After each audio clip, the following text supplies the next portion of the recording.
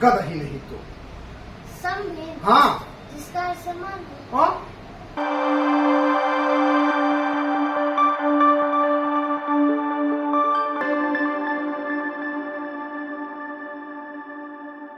आज हम लोग सीखेंगे भिन्नों का जोड़।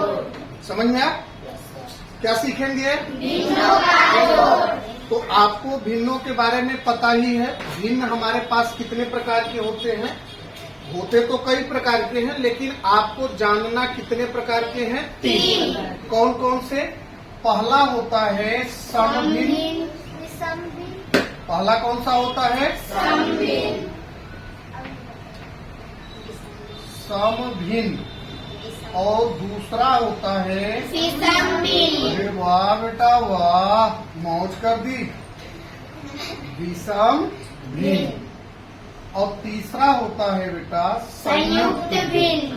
क्या होता है? संयुक्त भिन्न। संयुक्त भिन्न। आई बात सुनने? Yes sir. तो हमें जब इस तरह के भिन्न मिलेंगे तो इन सभी का हमें क्या करना होगा? जोड़। समझ में आया? तो भिन्नों के जोड़ में आपको एक चीज का ध्यान रखना है। वो क्या है कि किस भिन्न के हर समान है और किस भिन्न के हर असमान है। समान भिन्न अगर हैं और समान हर वाले भिन्न हैं तो उनका सीधा सीधा क्या जुटेगा? अंश। क्या जुटेगा? अंश। और अगर असमान हर वाले भिन्न हैं तो हर का हमें निकालना पड़ेगा एलसीएम। क्या निकालना पड़ेगा? एलसीएम। आई बात सुन में? जैसे हमारे पास आ जाए बेटा 3/5 प्लस 4/5। अब इन दोनों भिन्नों के बीच में प्लस का चिन्ह है, इसका मतलब ये भिन्नों का जोड़ है। क्या है? जोड़ है। तो अब आप ये देखिए कि ये जो दोनों भिन्न दिए गए हैं, इन भिन्न के हर समान है कि असमान? समान है। क्या है? समान है। भिन्न क्या है? और हर क्या है? समान है।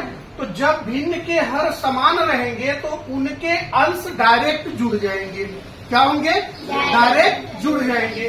तो 3 में 4 जोड़े तो कितना हो गया बेटा? 7 बटे में वही हर रहेगा कितना बेटा? 5। अब चूंकि ध्यान देना, अब यहीं पर हम आपको बताएंगे समभिन्न क्या है, विषम भिन्न क्या है और संयुक्त भिन्न क्या है। तो जब किसी भिन्न का अंश बड़ा हो, हर छोटा हो, क्या हो? अंश बड़ा हो, हर छोटा हो। तो यहाँ देखो अंश बड़ा है कि हर बड़ा है? अंश बड़ा है, क्योंकि अंश की वैल्यू कितनी है? 7 और हर की वैल्यू कितनी है? 5। तो जब अंश बड़ा रहेगा और हर छोटा रहेगा तो वह आपका क्या कहलाएगा बेटा? विषम भिन्न।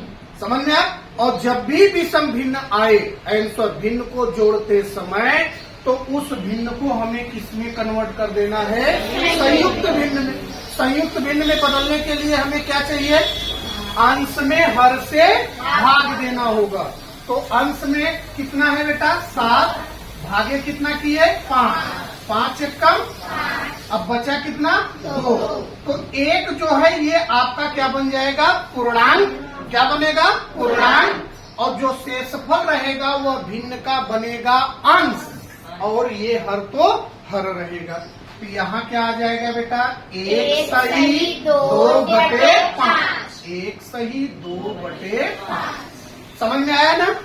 हाँ। अब एक और प्रश्न देखो, जैसे हमारे पास आ जाए 7/15 प्लस 3/15। 7/15 प्लस 3/15। अब इसको हमें जोड़ना है। क्या करना है? कैसे कैसे पता किए कि हमें इसको जोड़ना है? क्योंकि दोनों भिन्नों के बीच में कौन सा चिन्ह है? प्लस। कौन सा चिन्ह है? प्लस। तो अब देखिए, जब प्लस का चिन्ह है हमने देख लिया, तो अगला स्टेप हमारा क्या होगा? दिमाग में क्या लाना होगा कि इनके हर समान है कि असमान। तो दोनों के हर समान है का समान? हाँ, समान है। तो जब भिन्न के हर समान रहेंगे तो उनके अंश क्या होंगे? डायरेक्ट जुड़ेंगे। तो भाई 7 में 3 जोड़े कितना आया? 10 हाँ, आवाज नहीं आ रही? 10/15 आई बात समझ में? अच्छा, ये कटेगा क्या? हाँ, 5 के पहाड़े में 10 आता है, 5 के पहाड़े में 15 कट जाएगा क्या? तो 5 दूनी 5 तिहाई 15। अब यहाँ आया 2/3। अब ये देखो, यहाँ अंश छोटा है और बड़ा है, तो ये कौन सा भिन्न हो गया? समभिन्न। क्या हो गया? समझ में आया ना? समझ में आई बात की नहीं? तो जब सम भिन्न रहेगा तो उसे संयुक्त भिन्न में बदला नहीं जा सकता। तो आपका आंसर कितना आ गया? 2/3। कोई दिक्कत बेटा? No sir. तो समझ में आया कि नहीं? Yes, क्या sir. समझे? भिन्नों का जब हम जोड़ करेंगे तो हमें 2 बातों पे ध्यान रखना है। कितनी बातों पे? 2 बातों पे। पहली बात कि भिन्न के हर समान है कि असमान। अगर समान है तो उनके अंश डायरेक्ट जुड़ जाएंगे। समझ में आया ना? और जोड़ने के बाद अगर अंश बड़ा रहेगा, हर छोटा रहेगा, तो उस भिन्न को हम किस में बदलेंगे? किस में बदलेंगे? संयुक्त भिन्न में। और अगर अंश छोटा रहे, हर, तो उसको हमें उसी तरीके से रख देंगे, तो वह हमारा क्या होता है बेटा? समभिन्न। तो उम्मीद है अब आप लोगों को समझ में आ गया होगा कि समभिन्न किसे कहते हैं, विषम भिन्न किसे कहते हैं और संयुक्त भिन्न किसे कहते हैं। समझ में आया कि नहीं? Yes sir. तो कोई भी बता सकता है? यस। हाँ, चलो तुम बताओ बिटिया। हाँ, संयुक्त भिन्न, सॉरी, सम भिन्न किसे कहेंगे?